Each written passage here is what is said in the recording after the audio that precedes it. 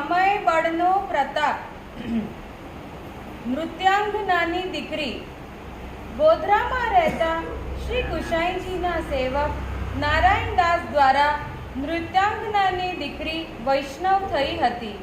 તેણે શ્રી ઠાકોરજી સમક્ષ નૃત્ય કર્યું હતું. તે પ્રસંગ ઉપરની વાર્તા. નૃત્યાંગનાની દીકરીનું નામ પ્રવીણા. આખી રાત શ્રી ઠાકોરજી સમક્ષ તેણે ખૂબ ભાવપૂર્વક નૃત્ય કર્યું.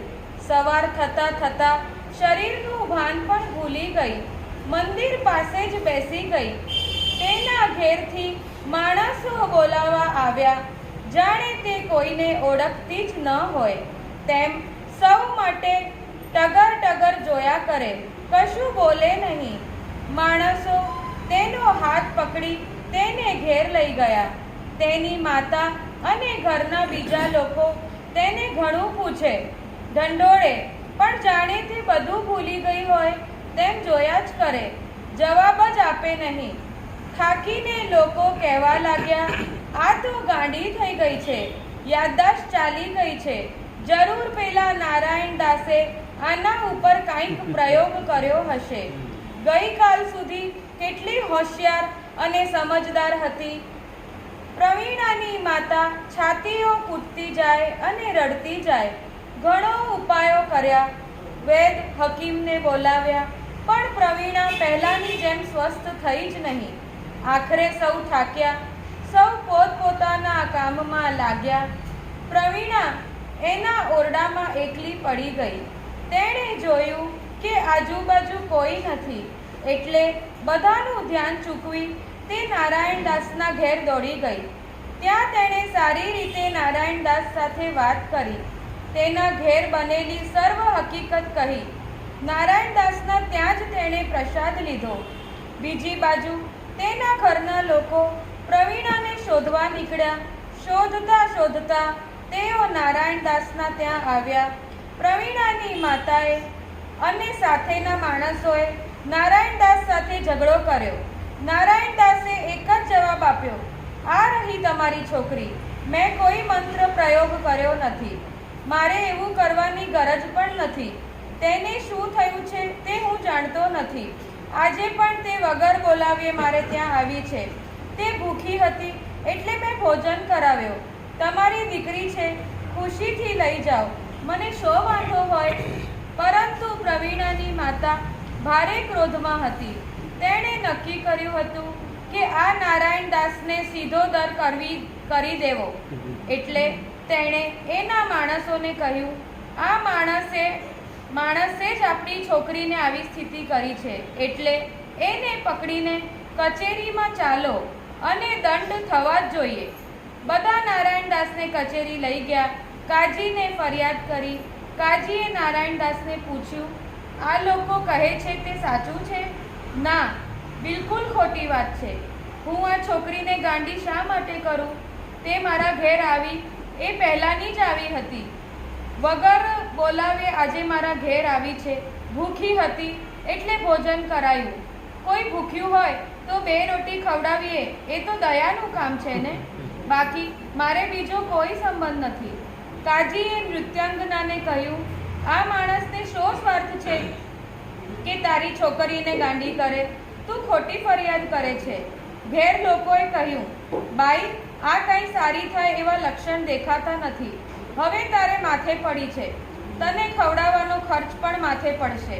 હવે કંઈ નાચાંગના કરીને તને કમાઈ આપવાની છે નહીં. જ્યાં જવું હોય ત્યાં ભલે જાય, એનો મોહ છોડી દે. એમ માની લે બલાટડી. બોલો. પ્રવીણાની માતાએ લોકોની વાત માની. પ્રવીણાને એટલું જ જોઈતું હતું, ભલું થયું ભાંગી જંજાળ. તે હવે વગર રોકટોકે નારાયણદાસના ઘેર જવા લાગી. કોઈ દિવસ તેમની સાથે ભગવદ વાર્તા કરે, શ્રી ઠાકોરજી સન્મુખ નૃત્ય કરે. તેનામાં ગાણપણ છે એવું જરાય જણાય નહીં. થોડા દિવસ વીત્યા. શ્રી ગુસાઈજી ગોધરા પધાર્યા. નારાયણદાસે પ્રવીણાને શ્રી ગુસાઈજી પાસે લઈ ગયા. સર્વ હકીકત કહી અને વિનંતી કરી, મહારાજ, એને બ્રહ્મ સંબંધ કરાવો. નારાયણદાસ, તમે તેને અષ્ટાક્ષર મંત્ર આપ્યો છે હવે મારી પાસે શું કરવા લાવ્યા છો? કૃપાનાથ, મેં અષ્ટાક્ષર મંત્ર આપ્યો તે આપનું સ્મરણ કરીને શ્રી ઠાકોરજીની પ્રસન્નતાના હેતુ આપ્યો છે, કારણ કે અવૈષ્ણવની સેવા શ્રી ઠાકોરજી અંગીકાર કરે નહીં. શ્રી ઠાકોરજીને એનું નૃત્ય અંગીકાર કરવાના ભાવનાથી મેં તેમ કર્યું હતું. નારાયણદાસનો ભાવ જાણી શ્રી ગુસાઈજી પ્રસન્ન થયા. પ્રવીણાને બ્રહ્મ સંબંધ આપ્યું. ત્યાર પછી પ્રવીણા નારાયણદાસના ત્યાં જ તેમની દીકરીની જેમ રહેવા લાગી. તે નારાયણદાસને એમના સેવાના બધા કાર્યોમાં દિવસે સહાય કરે, રાત્રે બંને સાથે બેસી ભગવદ્ વાર્તા અને કીર્તન કરે. વર્ષો વીત્યા. નારાયણદાસ પાસે બાપ દાદાને જે દ્રવ્ય હતું તેનું તળિયું આવી ગયું. તેમણે વિચાર કર્યો, પેટ ભરવા માટે નોકરી કરવી પડશે. નોકરી શોધી કાઢી. રોજ રાજભોગ સુધીની સેવા પહોંચી તેઓ નોકરીએ જવા લાગ્યા. ઘેર પ્રવીણા એકલી હોય. બપોરે અનોસરના સમયે મંદિરમાંથી શ્રી મદન મોહનજીની પ્રવીણાને બૂમ પાડે, અહીં આવ, મંદિરના દ્વાર ખોલ, મારી સામે બેસીને વાત કર, મને એકલું ગમતું નથી. પ્રવીણા શ્રી ઠાકોરજીની આજ્ઞા પ્રમાણે કરે. ભગવાન અને ભક્ત વચ્ચે હાસ્ય થાય, વાતચીત થાય, પરસ્પર ખૂબ આનંદ આવે. કોઈક વખત એવું પણ બને કે પ્રવીણા કહે, પ્રભુ, હું આપના સેવા કાર્યમાં લાગેલી છું, બેસવાનો મને વખત નથી. શ્રી ઠાકોરજી પોતે પ્રવીણા પાસે પધારે, ત્યાં વિરાજીને વાતચીત કરે.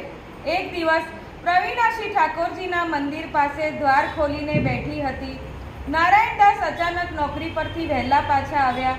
તેમણે આ દ્રશ્ય જોયું. તેઓ પ્રવીણા પર ગુસ્સા થયા અને કહ્યું, અનોસરના સમય મંદિરમાં દ્વાર કેમ ખોલ્યા?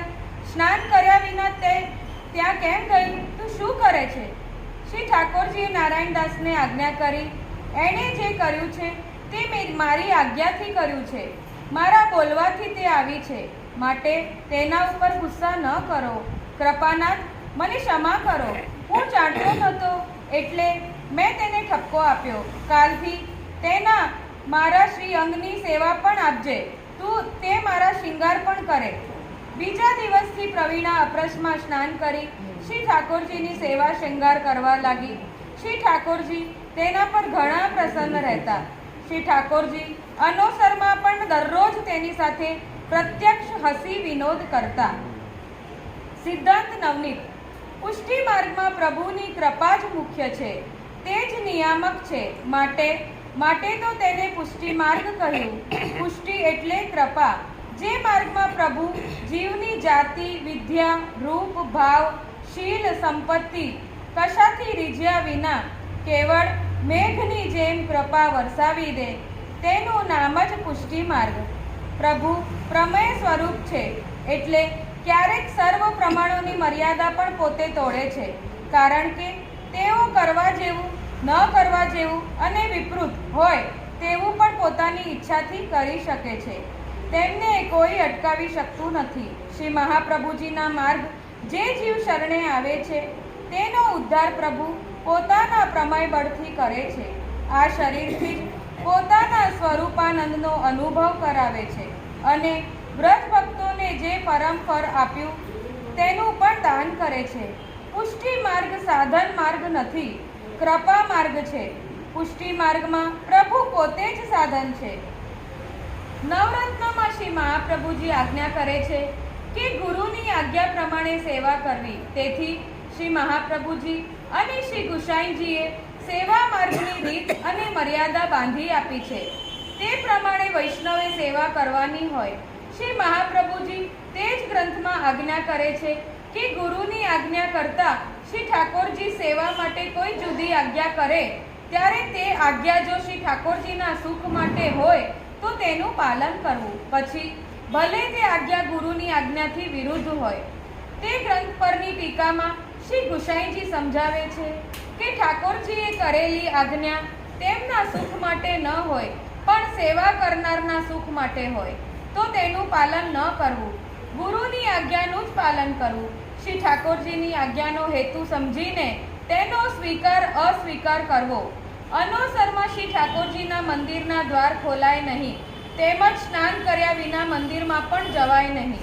તે ગુરુ આજ્ઞા છે. પરંતુ અહીં પ્રવીણા અનોસરમાં દ્વાર ખોલવાની અને મંદિરમાં આવીને પોતાની સામે બેસવાની આજ્ઞા શ્રી ઠાકોરજીએ કરી. તેમાં શ્રી ઠાકોરજીનું સુખ હતું એટલે તેનું પાલન કરવામાં આવ્યું.